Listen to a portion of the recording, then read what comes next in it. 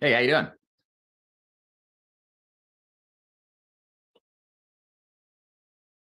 Oh, let me turn it up a little bit. Zoom's really good at canceling out the noise, like the ambient noise.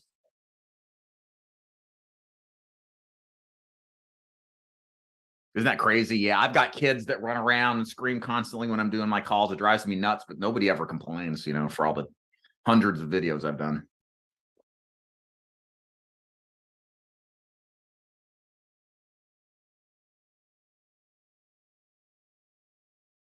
Yeah, for sure.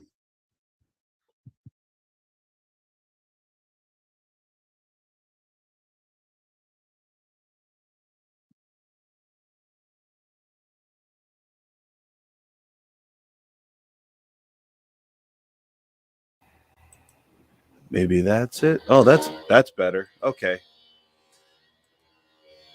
All right, Alonzo, tell me if you can hear me. I should be coming through now.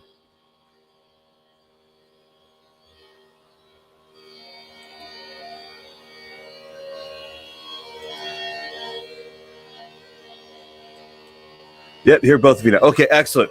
Good. He's my sound check guy. Exactly. Awesome.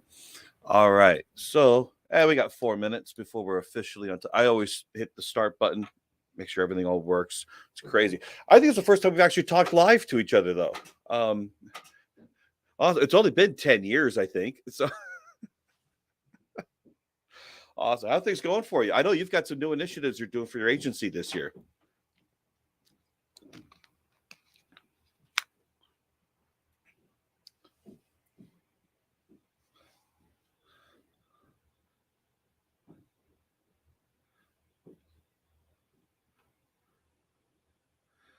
Awesome. Oh, glad to hear it. Glad to hear it.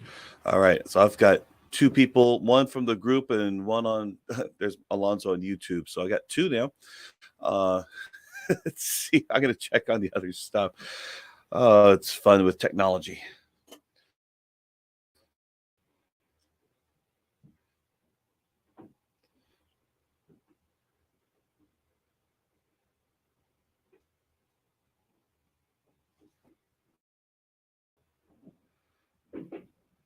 And good stuff. We're working. And I've got this going also over to my LinkedIn channel too. Or LinkedIn. We'll see what happens, but I'm trying to give you a pretty good audience here. And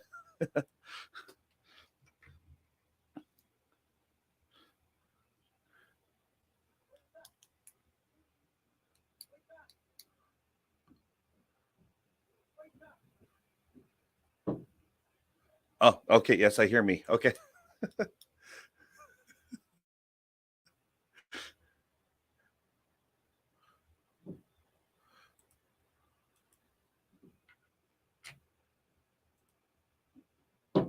Very cool. We are live there.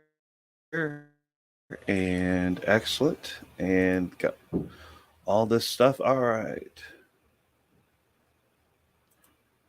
Now, hopefully, you got some mental notes of what you might want to just start talking about anyway. Look, I've been following your channel, I'll drop your videos every now and then. So, absolutely, it's fun connecting people. That's what I find is interesting. And then what's really fun in the Facebook group is I start seeing people doing business with other people, and I'm like, man, I had a part of that. I don't get paid. I don't get paid on it, but I have a part of that making that happen.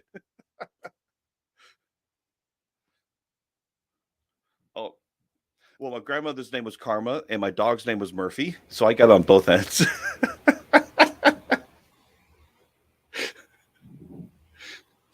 But yeah, no, it's interesting watching the connections happen and such, and watching other people doing business with other people. I'm like, wow, there's some magic going on in there, and I love seeing that happen.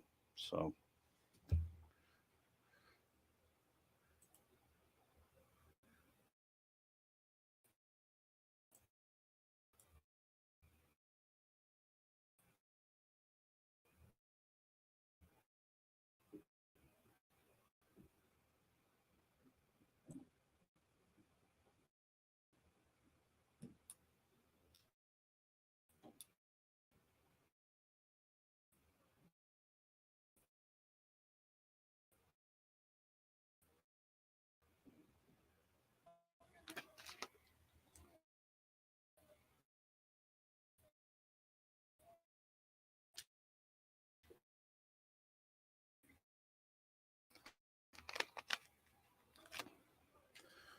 course, Zoom and streaming slows everything. Get started here. Everybody, thank you so much for joining us. This is David Kinder here, and I am your host for David Duford here with us today. Now, one thing is that if we follow the group expert series in the group, normally we got some advanced planning topics, we got some higher end sales, talk about annuities, things for people that have some significant assets.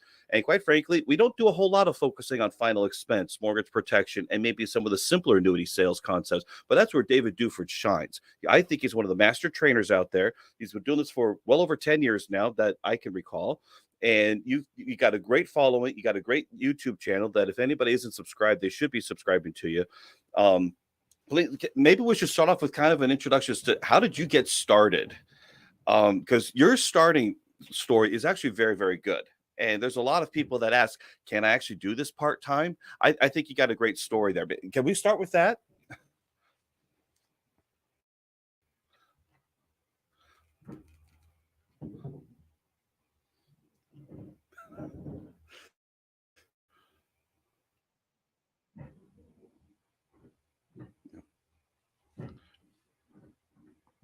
Uh-huh. Yep. Yeah. He's a polarizing guy, but he's a good guy. He knows his stuff.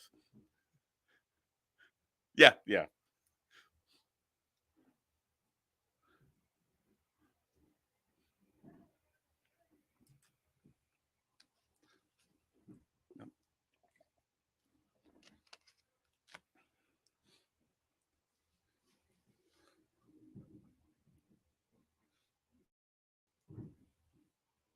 Yep.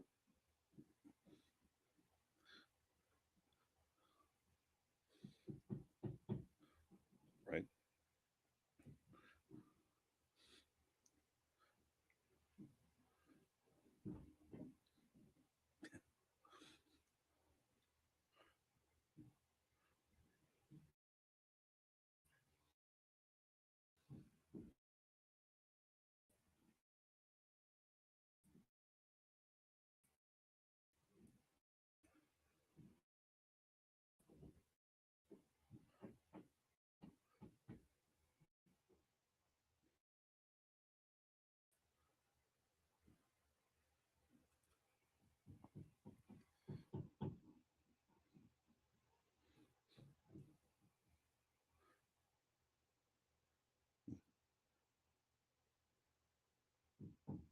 Yeah, it does.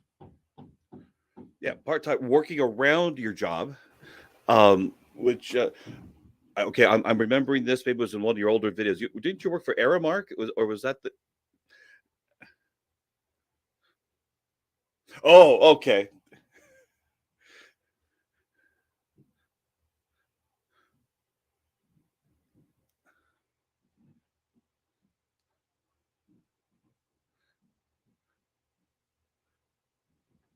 Yep.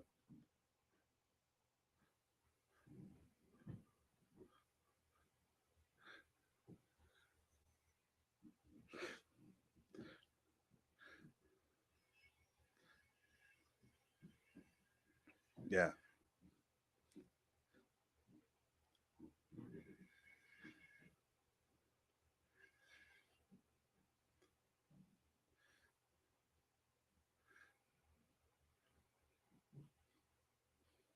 Yeah. Wow. And sometimes, and it's one of the things I find for insurance agents, we gravitate to the failure stories as to how people they you know most people they find their bottom point and then they get back out of it. Like, what was that and how did that look like? And I always find a lot of inspiration behind those stories because I think we most of the time we're recruited into insurance and we're recruited by the dream, no matter if it's a network marketing company doing it or a career agency or anything else. We fall in love with the dream and then we realize, oh crap, there's drama and there's other things we don't know, and and then things just don't happen the way that the brochure says it's supposed to. And it's a big realization point. And so being able to come to grips with that, but like everything is compared to what? So would I rather work for the man under their rules Oh, I hate that. Whenever I think about, and every once in a while I entertain the notion, do I go back to a bank? I was doing pretty good as a bank financial advisor. And they're like, oh man, the bureaucracy. Oh, hell no. No, I'd much rather have I can't do what I'm doing now at a bank. It's not possible.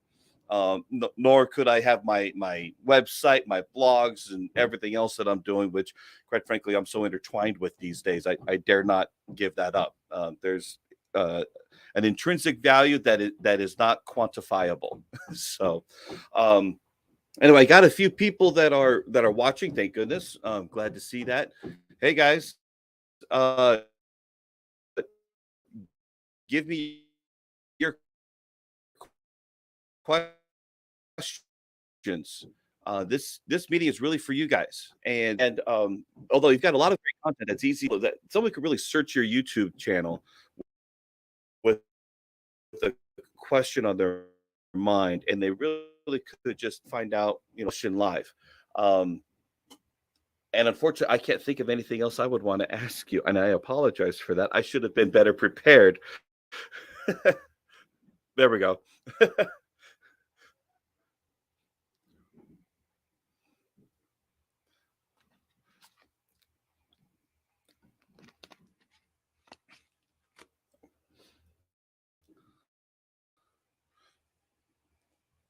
Yep.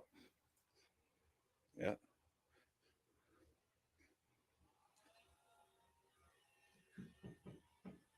Agreed.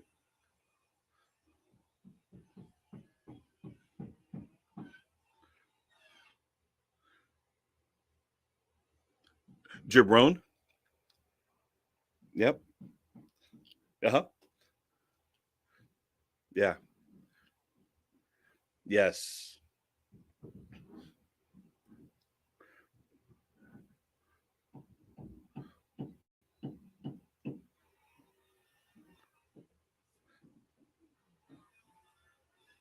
Yes.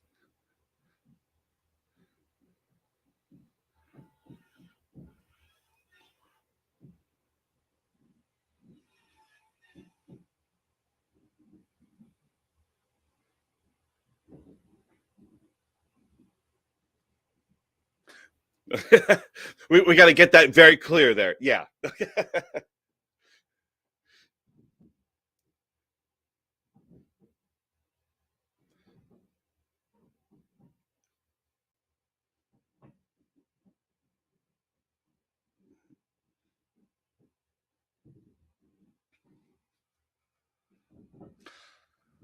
Yeah.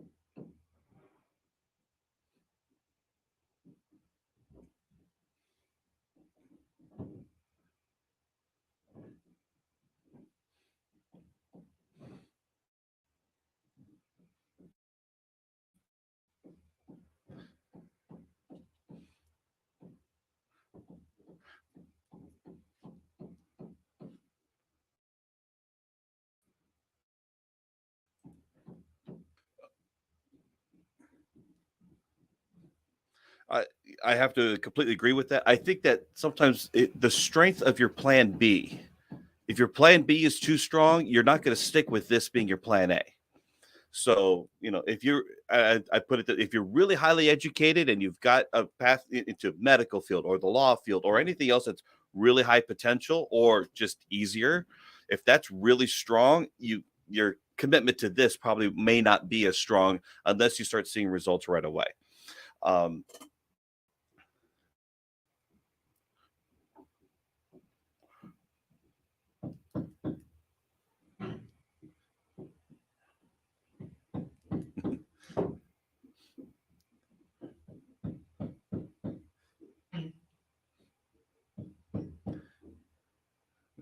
yeah,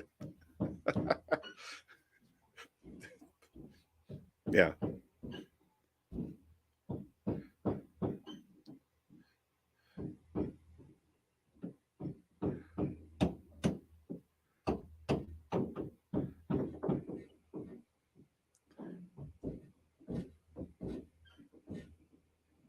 Yeah, well, part of it's the brochure dream. It's like, hey, it's supposed to be. So it's how the expectations in the recruiting. And but one thing is about you is that you're a student of this business. You don't just keep your focus on final expense. You study it all. You've given, I call them video book reports. You've done them on a lot of these different books, like Burt Mizell, his books. It,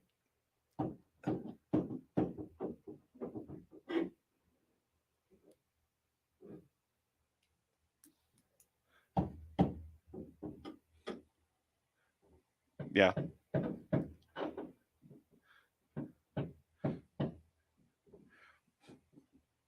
Yes, absolutely. Have you ever read on Joe Gandolfo? I think you might have.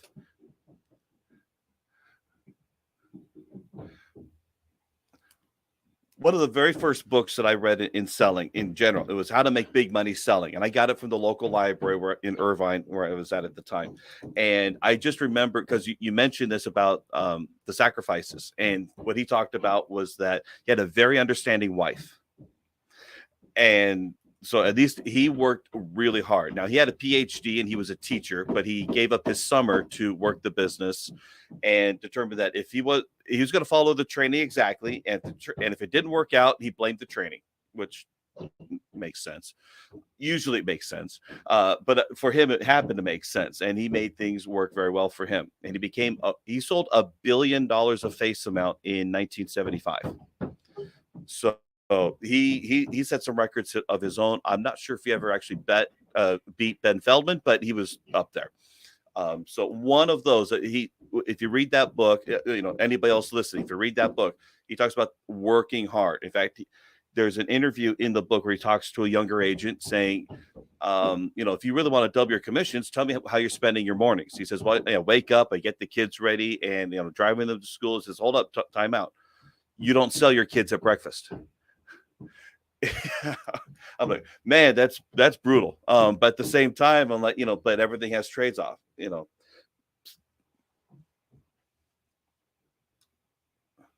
I haven't read that one. Okay.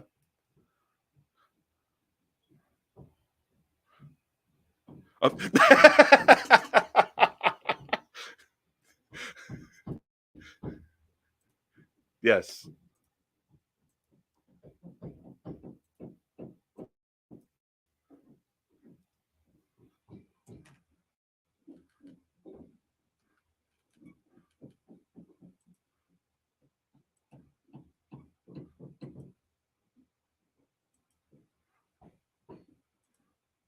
Mm-hmm. Stone is really a practitioner of Napoleon Hill's stuff, which he ran or started combined, right? His books are great if you want more of a technical application type. And then Randall Baskin's book is exactly the same. So I call it Growing Rich, not Think and Grow Rich, right? So it's his story. And the reason I'm sharing this with you is because I think one other thing I learned early on was, I think one of the few things I learned from Tony Robbins was you should be reading autobiographies. And when you read autobiographies of successful people, you get to see their whole life arc, right? From when they were nothing, and then the process of growing, and then when they became something. And there's a thread of familiarity or similarity between all stories. And it's that all these people faced adversity, and going back to Growing Rich and the insurance business, Randall Baskin started American Continental, which is based out of Nashville, Tennessee, which was sold to Genworth. It's been passed around. It's owned by Aetna now, right? It's been around forever. And Randall started it. You get to see a story from when he grew up. He grew up in really bad, he's always been rich. No, he had a mom that was crazy bipolar, a drunk dad, lived in a 10-roof house in Middle Tennessee with dirt floors, right? And you get to see his whole life as he progresses and answers this job ad for insurance. And didn't know what it was, showed up, didn't have really other choices, made it work, and worked his way into Medicare supplements eventually. But it's just a great story. And I think you need to see these stories and read these as a business owner, which no matter what you're selling, you're a business owner, I believe. And reading these stories to see again and again how people start with nothing, faced adversity, overcame it, and continued that progression through life. I think it's just a good reminder to yourself that you're not the only one that has it hard. Like pretty much everybody else who's succeeded anything at any level of life has had that kind of adversity. And having perspective is a big thing in this business. It's really important.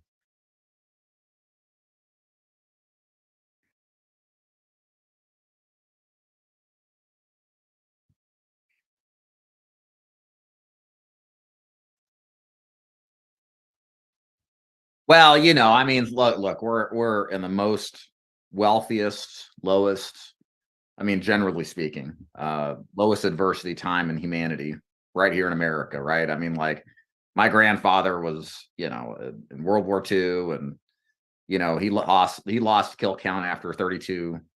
He was a flamethrower. Like he dealt with the shit. You know what I mean? And I have nothing like that in my life that I could even compare to his, and then the stuff he dealt with afterwards. So yeah, I do. I think I'm weaker than my grandfather, of course. So I think there was something to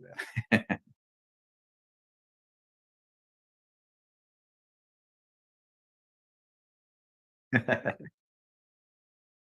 Cub Scouting, right?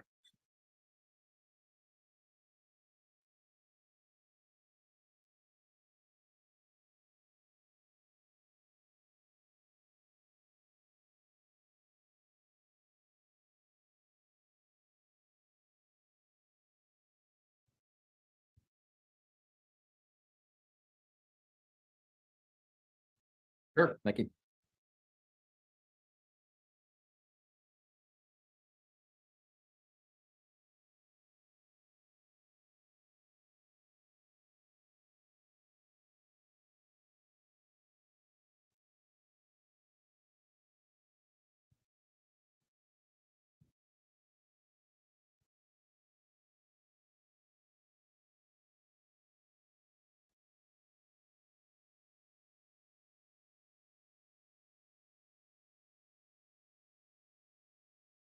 Yeah.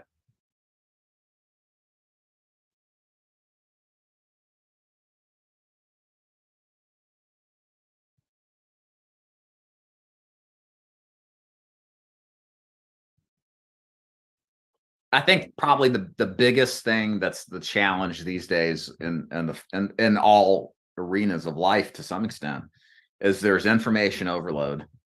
There are legitimately a lot of good opportunities in insurance sales. Final expense isn't it. There's a lot of other ones an agent can start with. The problem is that you even pull back 10, 15 years ago, there were no Facebook groups. It's harder to access information in a community on the different types of opportunities in the insurance business. You are only introduced to it, like you said, through somebody recruiting you to it. The problem now is that everybody and their mother, know, goes on YouTube. I'm a part of the problem too, and tells you how great their stuff is, right? And as a new agent, you see all these opportunities, and you don't understand as in many cases as a new agent, trying to be everything to everybody is you're gonna end up being nothing to nobody. You know what I mean? Shiny object syndrome. And yes. Yeah, right. Yeah, yeah, and that's the thing. It used to be, I think, societally speaking, like just because of the lack of information and access to it, you naturally had blinders on. Like Randall Baskin's perfect example. When he started insurance, I think in the 50s, maybe. Like it's not like, well, I'm going to go on YouTube and look at this guy and this guy and this guy and compare and do this and that as a commission. Like he just did it. He was presented it. He took it and he ran with it, right? And while there's definitely shortcomings of that, it's kind of nice too when it's already simplified for you. So what you have to everybody here has to do, my advice is in final expense, the more focus you have, the better you're going to be. But that's generally the advice I give anybody in anything in life. If you want to have success, is get good at one thing. Don't try to be the new guy that sells final expense and then cross sells Medicare Advantage plus hospital indemnity plans and the occasional annuity. And you've never gotten out the door one time to sell anything or gotten on the phone. Like that stuff comes in due time, but only after you've earned the right through actual success in doing one thing. So you have to put the blinders on manually. I half-heartedly joke, David, that when somebody starts selling insurance of any kind, best thing to do is just turn off YouTube and all the social media and just focus on what they're provided from their upline to go out and work.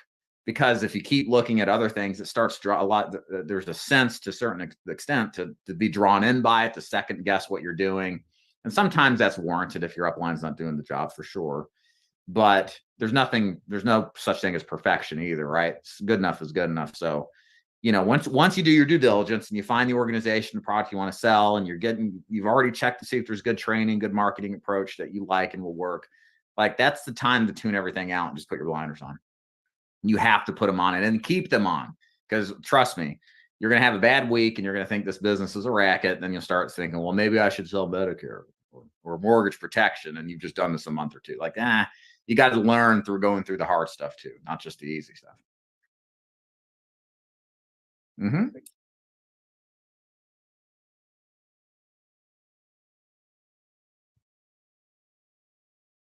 Correct.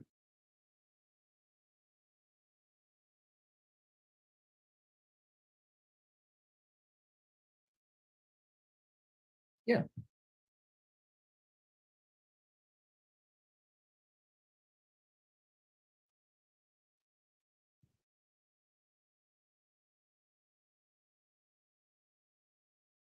Right.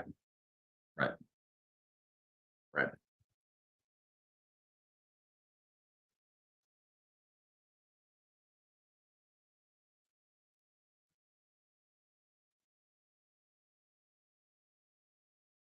I did a YouTube video once. It was live and I had so much information I gave away. And then I looked up 20 minutes later and everyone was like, there's no sound in the live chat. I was like, oh, crap.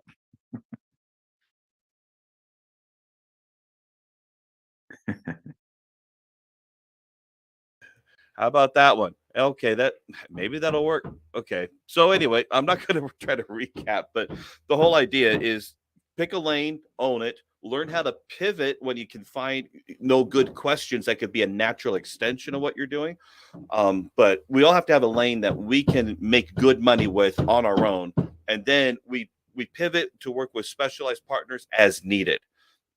And those could be some very lucrative opportunities. I mean, so if you're in final expense, and you might ask, by the way, how do you feel about taxes? Do you think taxes are going higher? Well, maybe we should look at your total portfolio. That doesn't have anything to do with final expense. Could look at your annuities, could look at your wealth management, which, by the way, we had an agent with our breakaway league. This was back a couple of years ago, and he worked a final expense lead that was given to him by another agent. And he walked in there, and so yeah, I think he sold a final expense policy, but he asked a key question, found out that they had some other money. Then they hooked him up with Tom Love, and they did an application for $76,000 annual premium. Now that's pretty cool, but the thing is, he stayed in his lane, yet he teed up the other opportunity that was there, which is great. Good, they said that sounds working now. Okay. Okay.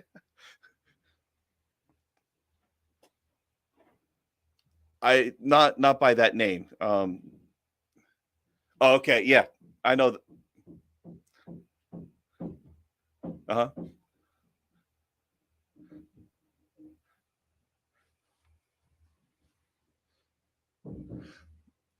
Yep.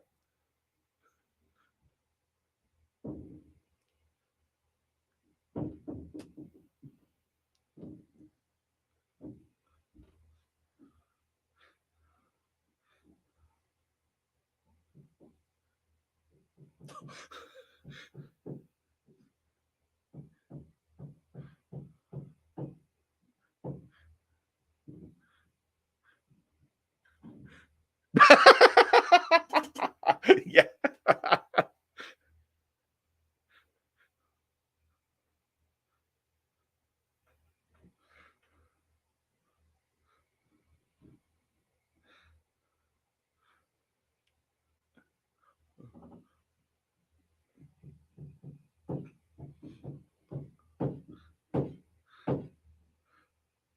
Yeah, absolutely. And I'm still having sound issues. Someone says my sound was working. Now there's no sound. Sound comes off mute, and another comes muted. I don't know what's happening with me. But I have Minshew here. I'm always glad to see you. How are you doing?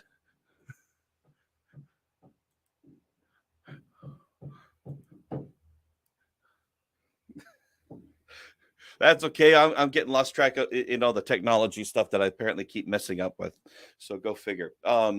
So did you have a question for the master trainer David Duford?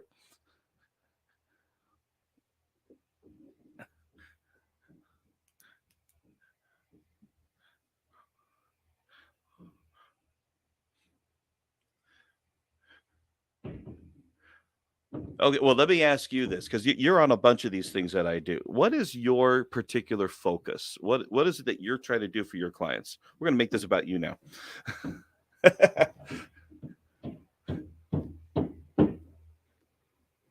Okay.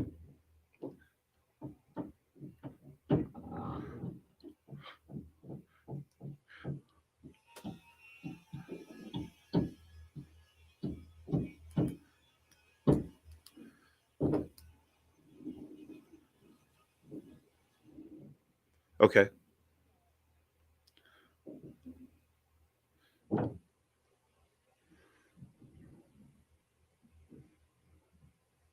Okay.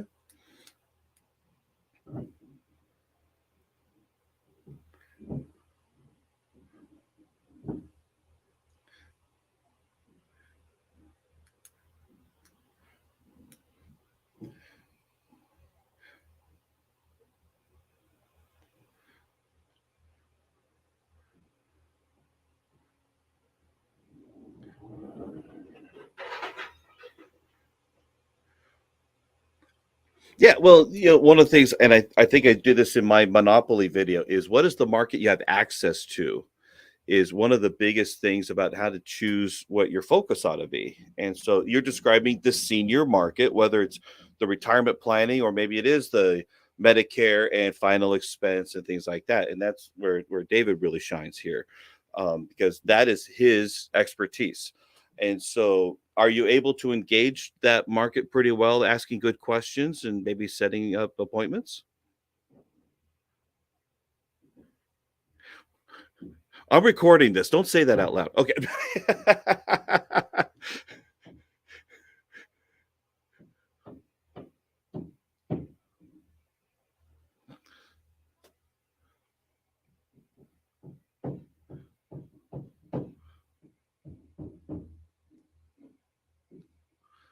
Okay.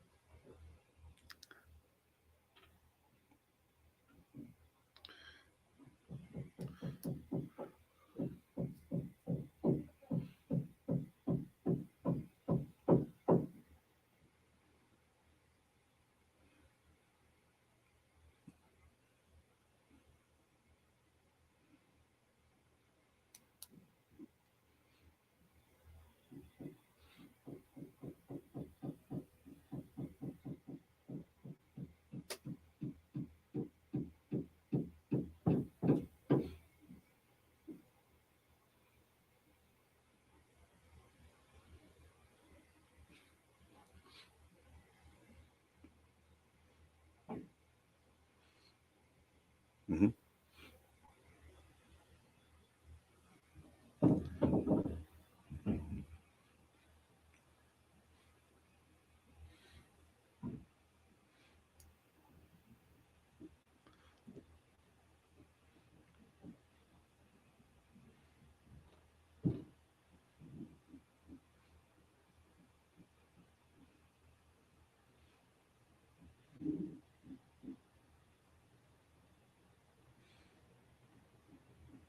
There you go. Excellent. Yeah, that would be a great idea right there. So, Alonzo, he's my brother from another mother on the in the Brooklyn area.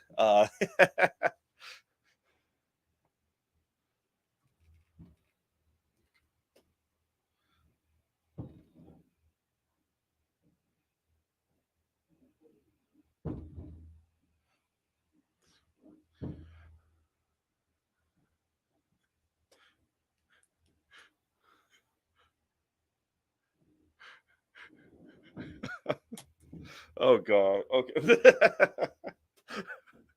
It's like herding cats, but okay.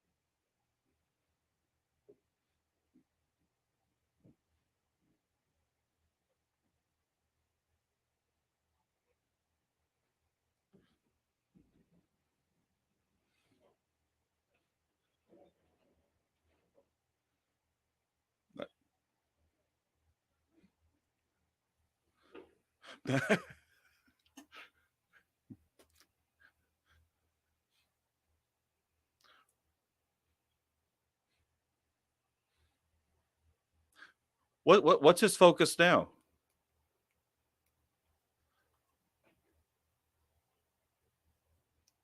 Okay.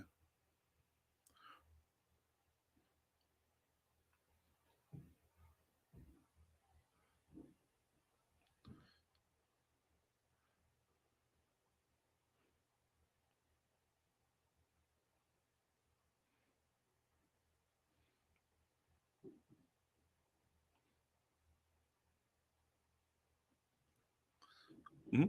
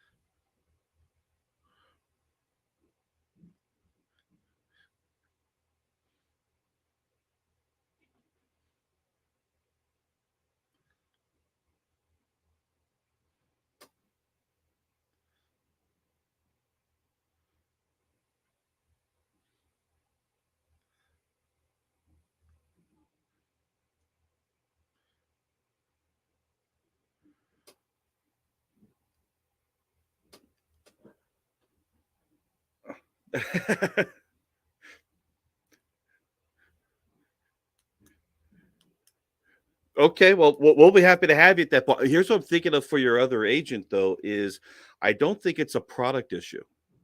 There's a theory on my end. I think that he needs to see how he can be a hero to his clients. And because based on the kind of book of business he has very transactional business. Medicare is very transactional. Help him make a good choice on which plan and which company to put that plan through, but that's transactional. So is PNC, in my opinion. But IUL and annuities and whole life and whatever else, you're talking about bigger situations and bigger problems to be solved. And I'm thinking it's not a product issue necessarily. The product has to fit with what we're trying to do for the client, which is why the fact find process is paramount in that point. Because you're talking about we got to help them find the money, but finding the money isn't in the DNA of someone that's doing Medicare and PNC. They're competing on either lowest price, or if you don't like that company, okay, we'll go with this one, but they're $25 a month more. Is that okay? I mean, that's that meant so it's a different mind shift, I believe. Dave, what are your thoughts on that?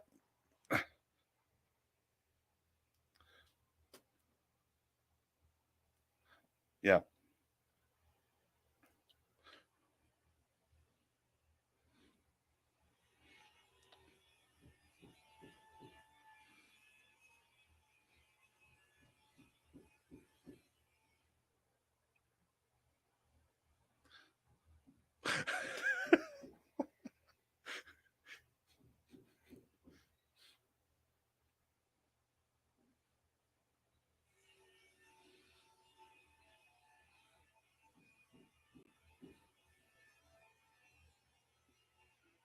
Yeah. Hmm.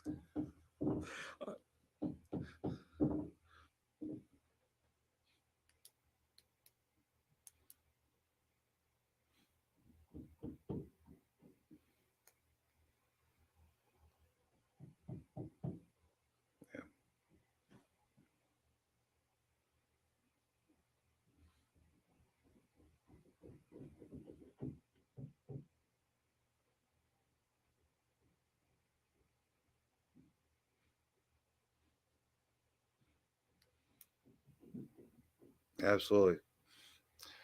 All right. You know what? You had a hard stop. And so, yeah. So unless there's any other questions, I still got 3 viewers, and hopefully I hit the right other button. So my tech is. I apologize for the tech not working. It happens. Uh, but let's see. I don't have anything. Everything else was about my audio. So sorry, guys. Just it happens. Do you guys have any other questions off the top of your head? I mean,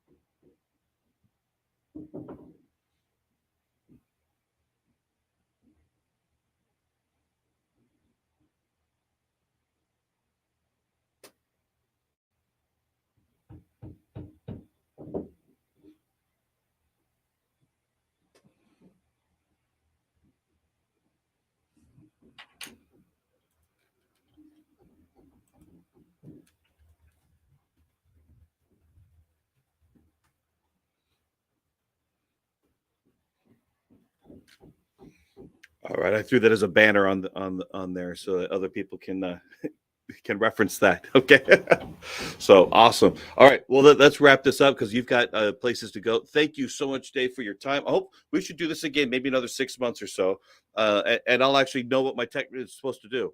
Uh, but no, this was great. Appreciate you. And Alonzo and Minshew, thank you for being on. And we'll see you again. Now, I'm going to do another one next week, and I better have my tech working. We're going to have Greg Fatt from Bancorp coming on. He's going to talk about bank-backed lines of credit backing up for your insurance policies and talk about using that versus lines of credit from the insurance company directly. So we're going to see how that all pans out. That should be next week. So I'll be announcing that. Thank you all so much, and catch y'all next time.